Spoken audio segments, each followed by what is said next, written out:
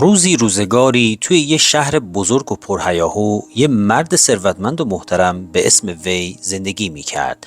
همه میشناختنش به عنوان یه تاجر زرنگ و موفق. لباسای ابریشمی میپوشید، توی قصرهای باشکوه مهمونی میداد و مردم با احترام صداش میکردن. اما چیزی که کسی نمیدونست رازی بود که توی دلش پنهون کرده بود. یه شب وقتی خیابونای شهر توی سکوت شبونه فرو رفته بودن، وی توی کوچه های تاریک قدم میزد. نسیم خنکی میوزید و صدای خنده‌ای دوردست محو میشد، ولی قلب وی محکمتر از همیشه توی سینش میکوبید. نه به خاطر سرما، بلکه به خاطر گناهی که سالها توی قلبش نگه داشته بود. سالها پیش وی زمین یه مرد فقیر رو با فریب و کلک ازش گرفته بود. یه امضا، یه سند جعلی و مرد بینوا هر چی داشت از دست داده بود. وی همیشه به خودش میگفت کسی چیزی نفهمیده، دیگه گذشته مهم نیست. اما عجیبه، چرا این فکر هیچ وقت از سرش بیرون نمی رفت؟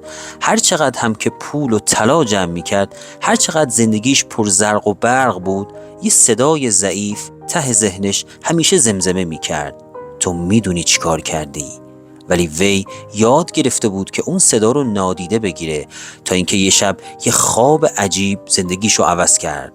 اون شب بعد از ساعتها غلط زدن توی تخت بالاخره خوابش برد، اما همون لحظه کابوس شروع شد. وی خودشو توی شهر میدید، اما چیزی عجیب بود. خیابونا باریکتر شده بودن، آسمون تاریکتر و یه صدای زمزم از همه جا شنیده میشد. ناگهان سر یه پیچ وایستاد. چیزی که میدید باور کردنی نبود. روی بزرگترین دیوار شهر با حروف قرمز درشت نوشته شده بود: وی دزدی کرده، وی دروغ گفته، وی چیزی رو که مال خودش نبوده تصاحب کرده. رنگ از صورتش پرید، جلو رفت، دستشو دراز کرد تا پاکش کنه، اما نوشته پاک نمیشد. دستشو روی دیوار کشید، اما انگار این جمله ها از جنس سایه و حقیقت بودن، نه از جنس جوهر. کم کم مردم شهر دورش جمع شدن، با انگشت نشونش میدادن، پچ پچ میکردن، بعضیا با صدای بلند تکرار میکردن: ما میدونیم وی چی کار کرده، همه میدونیم. قلبش به تپش افتاد، سعی کرد فرار کنه، اما هر جا که میرفت روی همه دیواره ها نوشته شده بود، روی درها، روی پنجره ها، حتی روی لباسای خودش. انگار شهر تبدیل شده بود به کتابی که تمام حقیقت وی رو فاش کنه.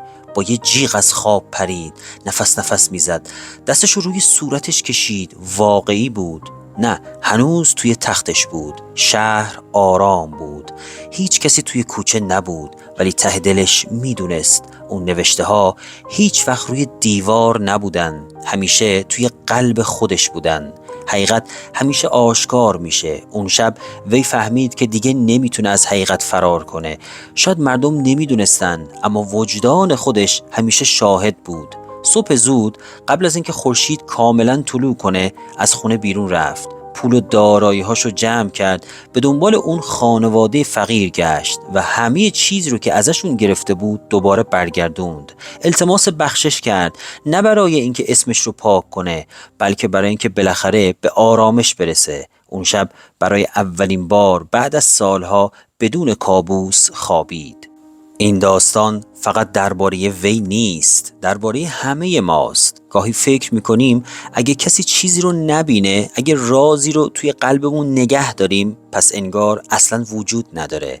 اما حقیقت یه چیز عجیب داره، اگه توی دنیا آشکار نشه، توی قلب خودمون آشکار میشه. هیچ دیواری، هیچ دربسته‌ای، هیچ سکوتی نمیتونه حقیقت رو برای همیشه پنهون کنه. پس بهتره جوری زندگی کنیم که اگه داستان زندگیمون رو روی یه دیوار بزرگ نوشتن، از خوندنش خجالت نکشیم، چون در نهایت کسی که همیشه حقیقت رو میدونه خود ماییم. اگه از این داستان لذت بردید، لطفاً لایک و سابسکرایب کنید و این ویدیو رو با دوستان خودتون به اشتراک بذارید.